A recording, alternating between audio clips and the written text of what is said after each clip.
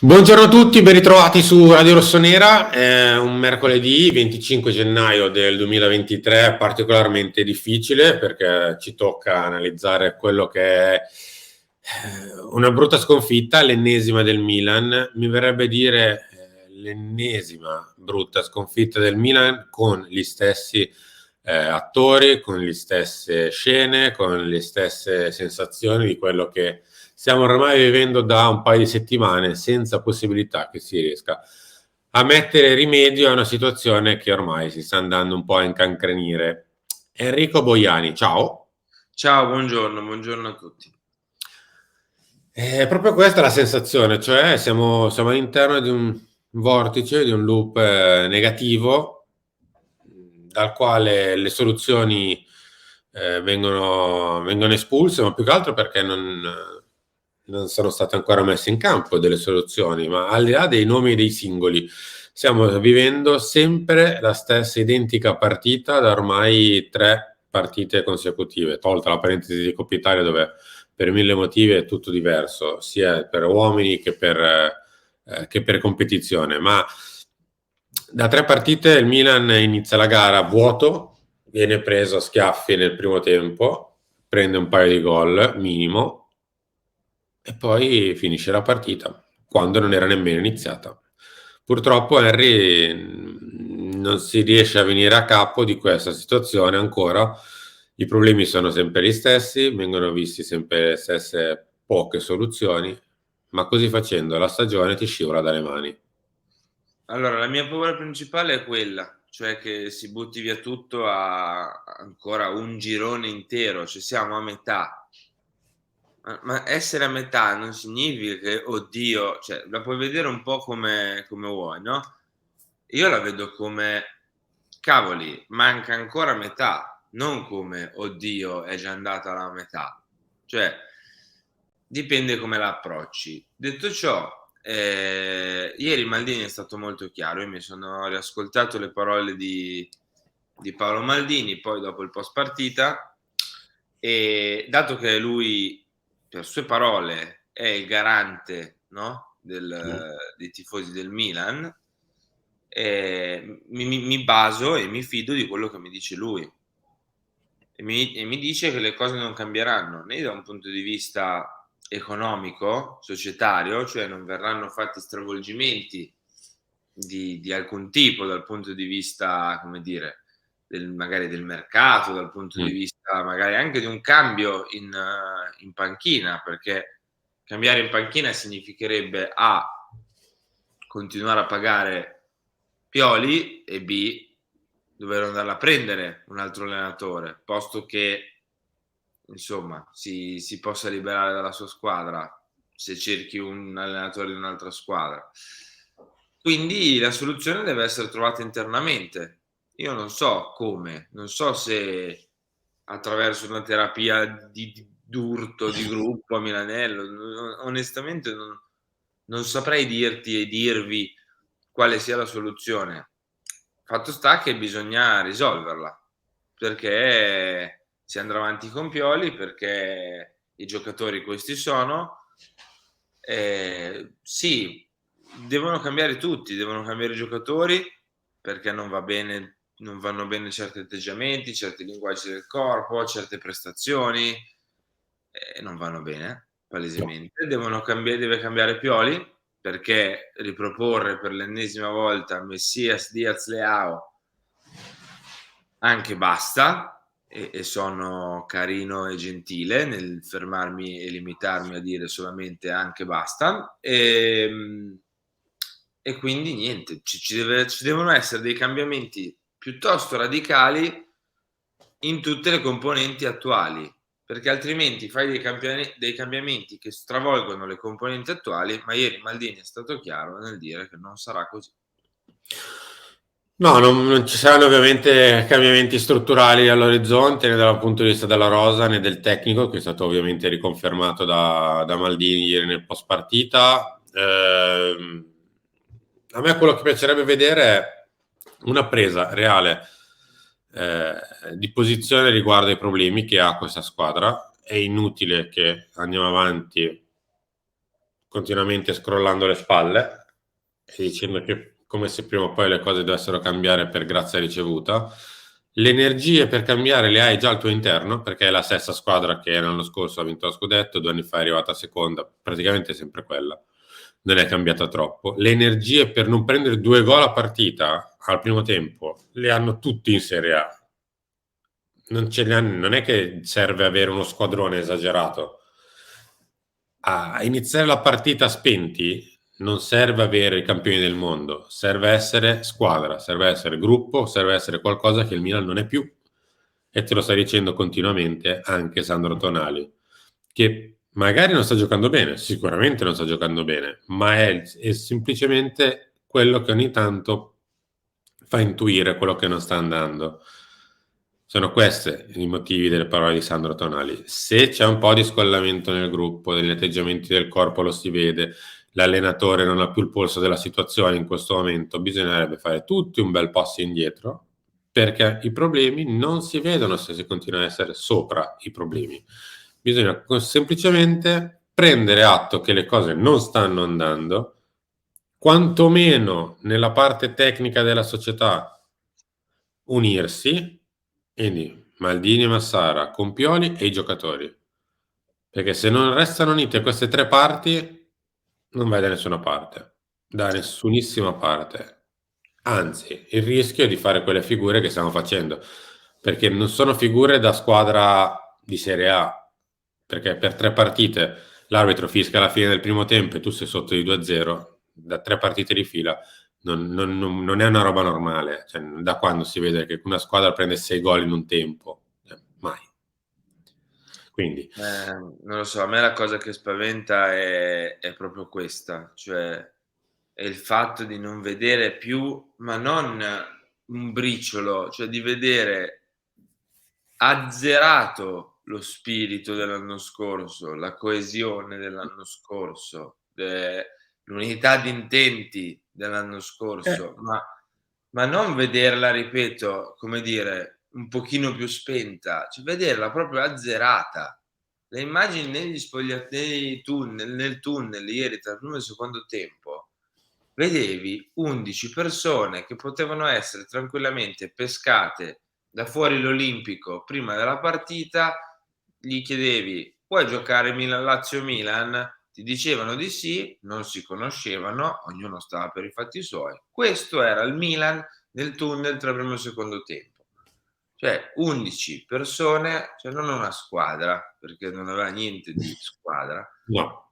11 persone messe lì che pareva non si conoscessero, ognuno per i fattacci suoi, poi sì, li metti in campo, hanno l'obiettivo comune, fanno quello che devono fare, però è più prassi, E cioè credono poco in quello che stanno facendo, è quello il problema. esatto, Non cioè ci credono in questo è momento. quasi un dovere ormai. Cioè, sì, son qui perché devo giocarla, sto Milan-Lazio, devo giocarlo, faccio il mio, penso per me, chi se ne frega se perdo, chi se ne frega se l'allenatore va male, chi se ne frega la classifica, chi se ne frega di tutto. E non va bene, non va bene. A me dispiace perché io onestamente sono puramente Mm? sensazioni, quindi magari col Sassuolo reagiamo, ci svegliamo, diamo 3 gol in un tempo, come è successo in quel Sassuolo Milan che ci regalò lo scudetto, e quindi magari mi sbaglio, Mm. Io non ho buone sensazioni, ma per niente. Vediamo come si comporta San Siro. Io spero in una mano quantomeno di San Siro, perché alla fine se andiamo a vedere le ultime 3 prestazioni sono tutte lontane dallo stadio. Speriamo quantomeno che lo stadio possa aiutare a non essere ulteriore peso. Ecco, perché le strade sono sempre due, cioè lo stadio pieno ti può aiutare a superare o ti può ancora di più appesantire. Lo vediamo domenica alle 12:30. Henry, non bisogna far andare la stagione, perché la classifica l'abbiamo vista ieri sera nel post. Tra l'altro, grazie, perché eravamo veramente tantissimi. Nella live eravamo tanti ragazzi, però non siamo in live reaction solo quando prendiamo 4 Dei gol. drammi. Cioè, No, assolutamente no. Non bisogna lasciare andare la stagione, per il semplice fatto che ci sono 3 squadre a un punto dietro di te e che in totale sono 5 le squadre per 2, anzi no, per 3 posti Champions League, quindi vuol dire che 2 di queste sicuramente saltano la Champions e non puoi permetterti di essere tu una di queste 2, quindi per forza di cose bisogna riaccendere i motori in un modo, nell'altro o nell'altro ancora. C'è gente deputata per farlo, che viene scelta, pagata ed è nei ruoli giusti anche per competenze per farlo. Va fatto però, non bisogna più semplicemente dire le cose miglioreranno, le cose passeranno, come è stato per gli infortuni, perché alla fine al terzo anno il problema passerà, il problema c'erano tutti, il problema non tornerà e invece per il terzo anno siamo ancora qua a parlare ancora di una volta di questa situazione.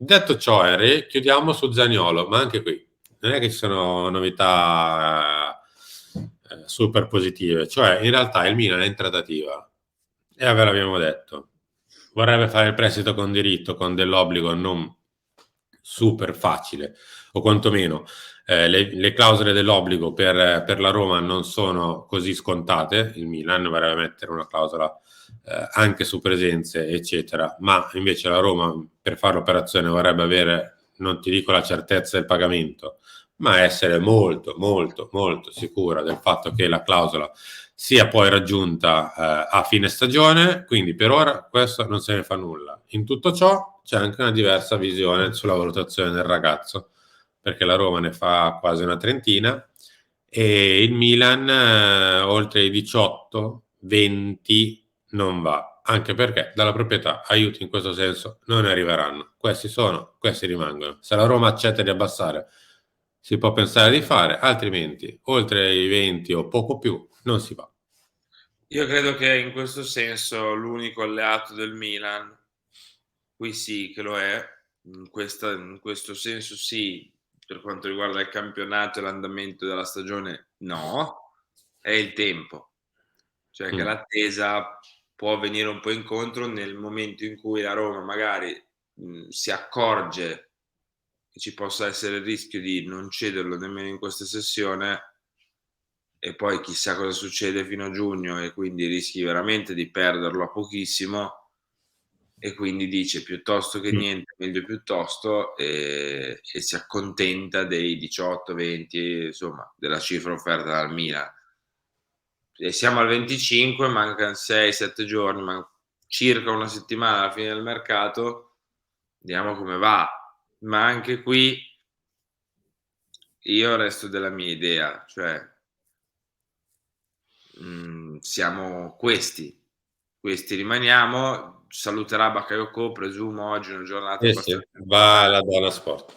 per la Dana Sport, quindi perdiamo un giocatore che in realtà non era praticamente più in rosa perché mai schierato, mai avuto fiducia in lui da parte di Pioli praticamente e, e poi niente, punto di domanda a Zaniolo.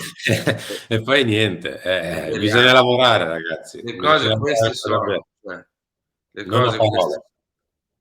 le cose sono queste, quindi niente, non lo so, sono, guarda, veramente, faccio fatica anch'io oggi a trovare messaggi, come dire, di speranza e di ottimismo che in realtà abbiamo sempre avuto noi, no? Anche Sì, in sì, sì. momenti un pochino più critici.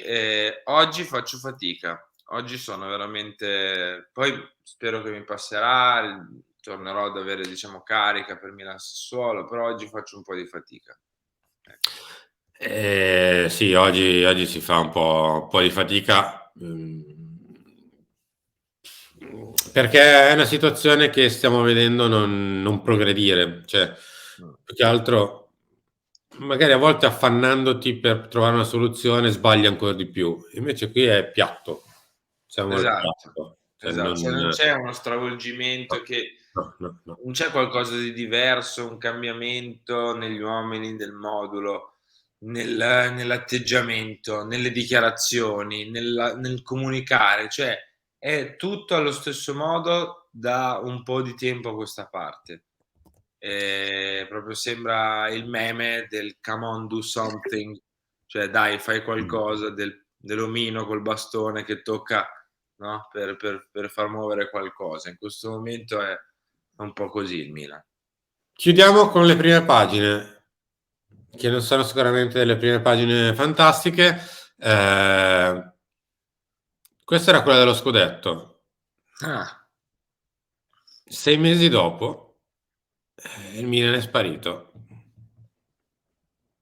E non può essere così. Non può essere. anche Semplicemente perché poi non quelli può che essere. ti dicono che è stato un caso, Chi è se sparito finisce tutto il Milan. davvero così, ci avevano ragione. Ma vedo che sembra non interessare granché la rivalsa quest'anno.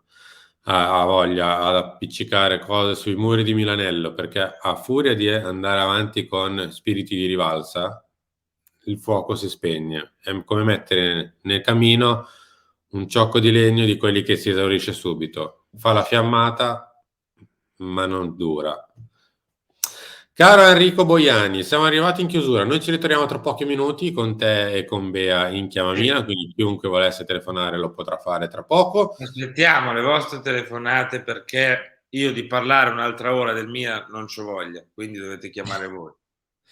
Alle 13 c'è Lunch Press, alle 16 c'è il Talk, alle 19 c'è Filo Rossonero, 19:10 torna Mister Emanuele Bottoni. E con questo vi salutiamo, vi diamo appuntamento come detto tra poco più di un'oretta, anzi troppo Mettete meno. like e iscrivetevi. Ciao, ciao ragazzi e a dopo.